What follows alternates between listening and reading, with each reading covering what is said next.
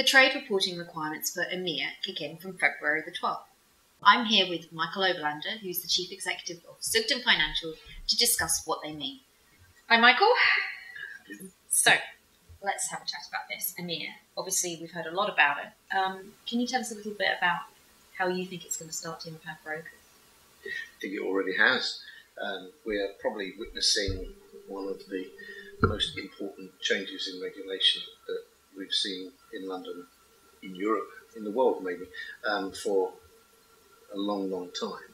And undoubtedly, these changes are going to have an impact across the whole board, both with brokers who are providing service to the end customer who's meant to be benefiting from these changes. In practical terms, the types of accounts have changed as well, haven't they? Maybe you can explain a little bit about that. Yeah, well, the way in which they're changing is that ultimately the one that is going to cause the most problem is going to be for the retail end of the market, with the introduction of the ISAs, the individual segregated account.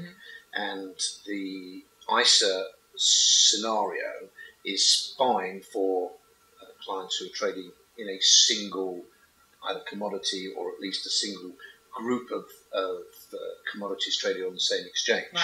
Where the problems are going to come is that if they trade cross-exchange, if they're arbitraging, for instance, in two separate jurisdictions, in two separate clearing organisations, that is certainly going to present us and them with some logistical issues that still need to be thought through.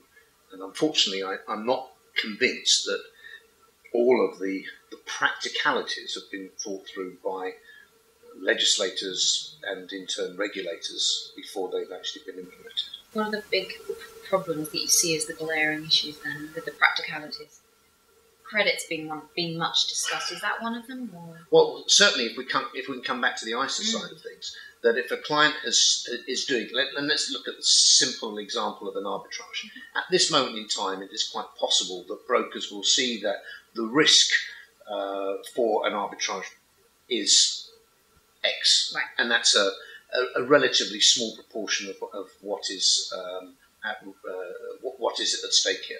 So they will price their product accordingly, and they will offer a service to a client to say, we will help you with the double margining, and we will allow you offset against positions on both sides of the Atlantic. Okay. That's assuming you're doing COMEX versus LME.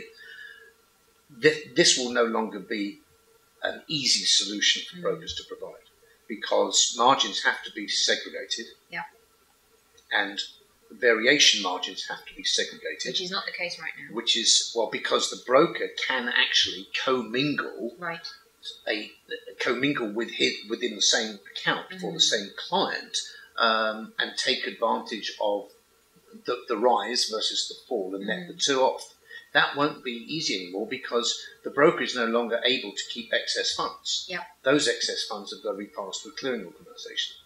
So undoubtedly, the ISA, which is there meant to assist people in mitigating their exposure to brokers, is going to create, in my opinion, one of the biggest stumbling blocks, which is certainly anything but what was ever envisaged by those that came up with this rule, with these rules in the first place. Does that mean nobody's going to want an ISA? I should think everybody would want an ISA, but when they weigh up the pros and cons, they may well say, this is actually going to disadvantage me from a commercial point of view, rather than, well, I'm actually going to be safer. But by being safer, they are going to have to find more funds of their own to be safe. And this is the credit side of it, which we keep hearing about. Partially. But even if a client today is fully funded, but his client says, his broker says, I will give you offset, that will probably now have to disappear. Now, it's also possible that some brokers, some banks may well provide, they may continue to provide that service. I'm not hearing very many people who will feel comfortable about being in a position to do that. So for you as a broker, you've been in the industry as a company a long time. Do you envisage not just yours but other brokerage business models having to change because of this, very structurally? I'm sure that I know the amount of work that's gone on internally here over the last few months in preparation for these changes, and still going on. There's the repapering of all clients because the terms and conditions will have changed significantly. Yeah. The terminology, as we're referring to, that we've got OSAs, we've got ISAs, and there's the decisions that clients have got to make. Yeah. Quickly. Well, they've got to be advised of what those changes are, what the implications may mean. We also have to offer it to all of our clients. We have to price it. Okay, that is still a topic that is a bit thorny. Only in the last 48 hours have the LCH come out with numbers that they are going to be charging brokers. Right. And so we're still trying to digest that side of it. Other clearing organisations have not as yet shown their hand, although I think ICE did follow, or was very quick to do so as a result of that publication. So I expect more will come, but we still don't know which clearinghouses are going to be approved and when, right? And what happens. There is a certain date. I can't remember exactly what the date is that the clearinghouses will. The authorisation. I think it might be in April, but I don't know.